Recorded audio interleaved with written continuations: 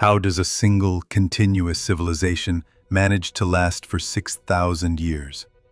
It's a staggering question. How does it not only endure, but thrive?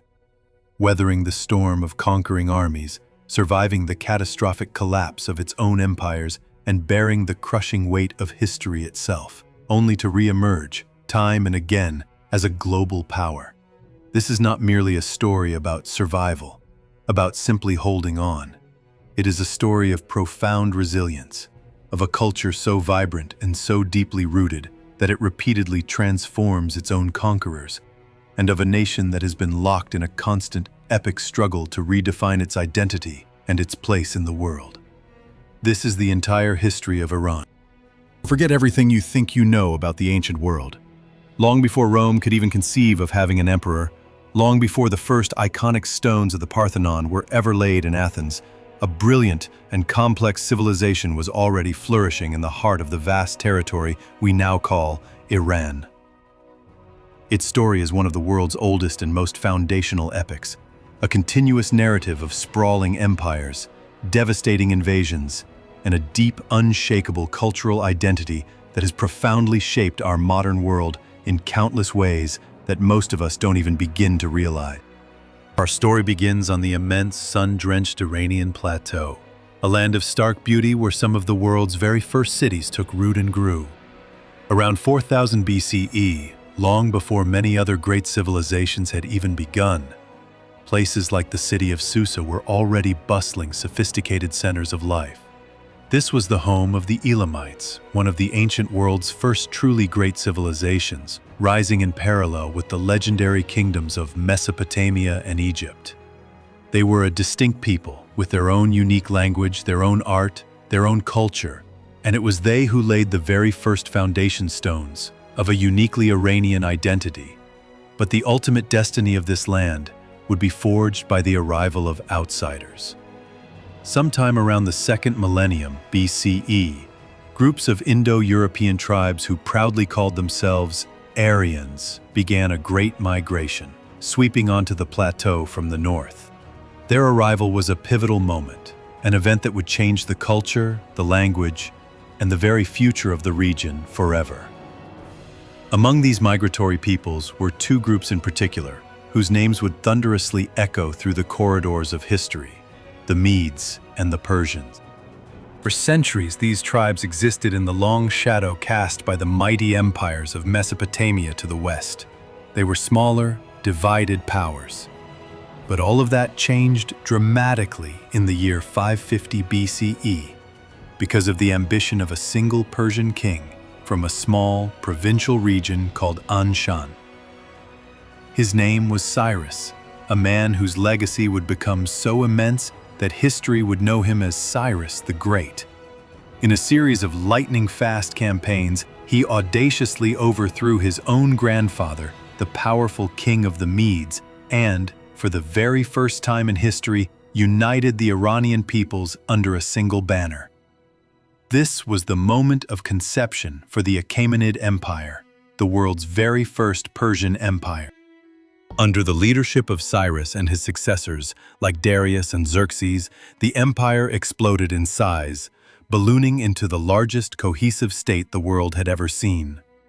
It was a superpower of unprecedented scale, stretching all the way from the Balkans in Europe, across the Middle East, to the distant Indus Valley in India. But its size was not its most remarkable feature. It was how it was governed. Cyrus pioneered a revolutionary model of administration built on principles of tolerance and profound respect for the many different peoples he conquered.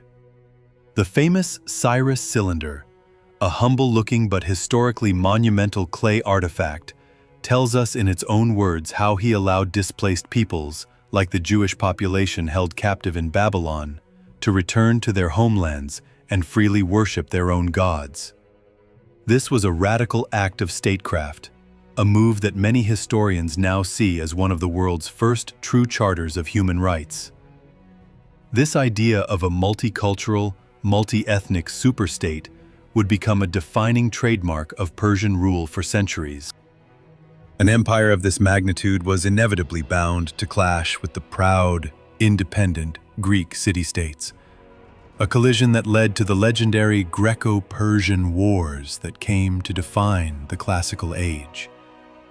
But in the end, the Achaemenid dynasty didn't fall to its longtime Greek rivals. Instead, it was brought down by a brilliant Macedonian king who had, ironically, always admired the Persian civilization: Alexander the Great. In 330 BCE, Alexander's formidable armies decisively crushed the last Achaemenid king, Darius III, and the vast Persian Empire fell under Greek or Hellenistic influence. But foreign rule, no matter how powerful, could never truly extinguish the Persian spirit. From the ashes of Alexander's conquest, two new powerful Iranian dynasties rose to carry the torch of their ancestors. First came the Parthians, formidable horse warriors who famously battled the expanding Roman Republic for centuries, creating a formidable barrier and effectively stopping Rome's relentless eastward expansion in its tracks. After them rose the Sasanians, who would build the last great Persian empire before the arrival of Islam. The Sasanian era was a true golden age for Persian science, art, and culture. They championed the ancient faith of Zoroastrianism, making it the official state religion, and creating a rich theological and philosophical tradition. For 400 years, the Sasanians stood as a genuine world power, a true rival to the might of Rome and later, the Byzantine Empire. But by the 7th century, the Sasanian Empire was utterly exhausted, bled dry from centuries of endless, attritional wars. It was fragile, it was vulnerable, and on the horizon, a new unifying force, burning with a fervent religious passion, was rising out of the Arabian desert, ready to change the destiny of Iran forever. The Arab conquest of Persia in the mid-7th century was more than just a military defeat. It was a massive, society-altering turning point. The mighty Sasanian Empire, a rival to Rome for centuries, collapsed entirely. The ancient Zoroastrian age, which had defined the region for over a millennium, came to a definitive end. Over the next few centuries, Islam gradually became the dominant religion of the land. But this was never a simple case of one culture completely erasing and replacing another. Instead, something far more complex and extraordinary happened: a fusion. As Persians adopted the new faith of Islam, they also began to profoundly shape it from within. The elegant Persian language, its sophisticated art, its poetry, and its ancient ideas about statecraft and government became fundamental components of the new Islamic world. During the Islamic Golden Age, Persian thinkers like the philosopher and physician Avicenna and the mathematician Al-Khwarizmi, whose name gives us the word algorithm, became towering giants in medicine, mathematics, and philosophy. Their groundbreaking work helped spark a scientific revolution that would eventually illuminate its way to Europe and help pull it from the Dark Ages. This incredible period of intellectual and cultural growth was cut brutally short by an onslaught of pure, unmitigated violence. In the 13th century, the Mongol hordes, led by the infamous Genghis Khan and later his grandson Hulegu, tore across Persia with unimaginable ferocity. The invasion was a catastrophe on a scale that is difficult to truly comprehend. Entire cities, centers of learning and culture, were completely leveled. Vast populations were mercilessly slaughtered. The ancient and ingenious irrigation systems, the qanats that had sustained life on the plateau for centuries, were systematically destroyed. Some historical estimates suggest Iran's population plummeted by as much as 75%, a demographic disaster so profound that it took centuries for the nation to recover. And yet, even in the face of that near-total devastation, that incredible theme of cultural resilience just keeps reappearing. It's a defining paradox of Iranian history. The Mongol rulers who established themselves in Persia, who became known as the Ilkhanate, eventually converted to the religion of their subjects, Islam, and became enormous patrons of the very Persian culture they had come so close to wiping from the face of the earth. They were eventually followed by another famously brutal conqueror, Timur, also known as Tamerlane, who, in a strange echo of the past, also sponsored a new and brilliant golden age in Persian art and architecture in cities like Samarkand. Out of all this chaos, this long period of devastation and foreign rule, a powerful and unifying new Iranian dynasty finally emerged in the year 1501, the Safavids. And the Safavids made a monumental choice that would permanently alter and define Iran's modern identity. Their founder, a charismatic leader named Shah Ismail I, declared Twelver Shia Islam the one and only official state religion. This was a pivotal decision. It succeeded in uniting the country as never before, forging a powerful new national consciousness. But it also drew a sharp, sectarian line between Shia Iran and its powerful Sunni neighbors, most notably the formidable Ottoman Empire to the west. This intense rivalry would shape the geopolitics of the region for centuries to come. The Safavid era was another spectacular cultural peak, a time of beautiful art and grand architecture, but their dynasty eventually grew weak and decadent, leaving Iran exposed and vulnerable once again. From the magnificent empires of antiquity to the brutal crucible of invasion and a complete religious transformation, Iran's story is one of relentless, often painful, reinvention.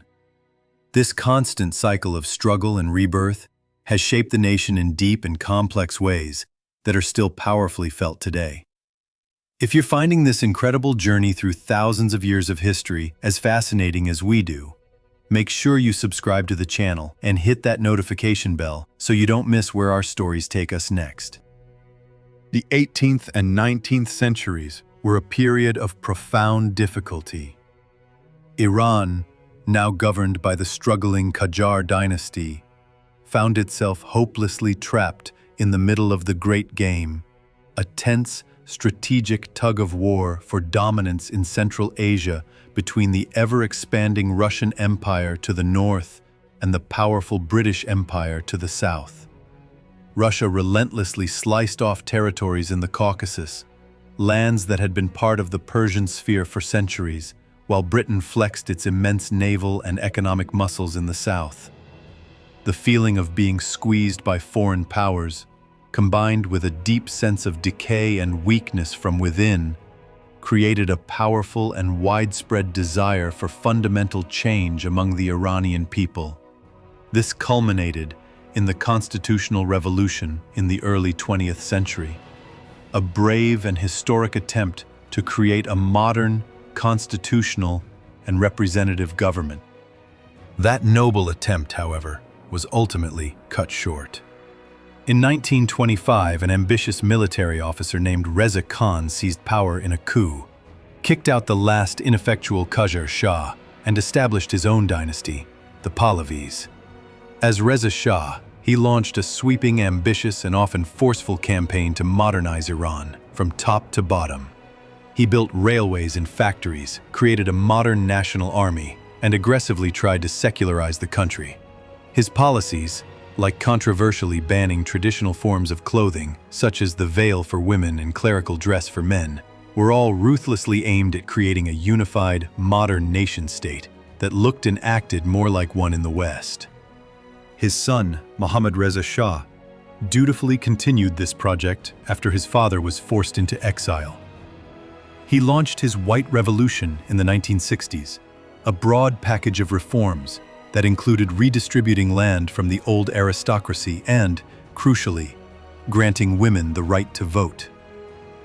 Oil money was pouring into the country, funding rapid industrialization and the explosive growth of cities like Tehran. But all of this dramatic change was dictated from the throne, from the top down. The Shah's rule was deeply autocratic. He used his secret police, the Savak, to crush all political dissent. The gap between the westernized wealthy elite and the traditional poorer masses grew into an enormous chasm, and a growing number of Iranians felt that the Shah was little more than a puppet for Western powers, especially the United States. All of that simmering public anger, religious frustration, and political resentment finally boiled over in the incredible, world-shaking events of 1979. Led by a charismatic and fiercely determined exiled cleric, Ayatollah Ruhollah Khomeini, a popular revolution of stunning speed and breadth swept the country. In January, the Shah, diagnosed with terminal cancer and facing an untenable situation, fled Iran, never to return. On February 1st, Khomeini made his historic return to Tehran, greeted by a crowd of millions in a massive hero's welcome. Just 10 days later, the 2,500-year-old institution of the monarchy was gone for good. A referendum was held, and the Iranian people voted overwhelmingly to create something entirely new, the Islamic Republic of Iran, a revolutionary theocracy with Ayatollah Khomeini as its first supreme leader. The revolution completely and profoundly remade Iranian society from the ground up, putting Islamic laws and values at the center of public life and overhauling the entire structure of government. It also sent massive shockwaves around the globe, leading directly to the Iran hostage crisis, which crippled U.S.-Iran relations, the devastating 8-year war with Saddam Hussein's Iraq, and decades of crippling international sanctions and geopolitical tension, especially concerning Iran's controversial nuclear program. Today, Iran remains a deeply complex, proud, and hugely important nation. It faces serious challenges, economic, social, and political, both within its own borders and in its contentious relationship with the rest of the world. But for 6,000 years, this land has been a cradle of civilization, a wellspring of breathtaking art, groundbreaking science, and sublime philosophy. Its history is a powerful testament to the enduring strength of a people and a culture that have simply, stubbornly refused to be erased by history. Iran's story is far from over, and its next chapter is absolutely bound to be just as fascinating, just as unpredictable, and just as important as its last.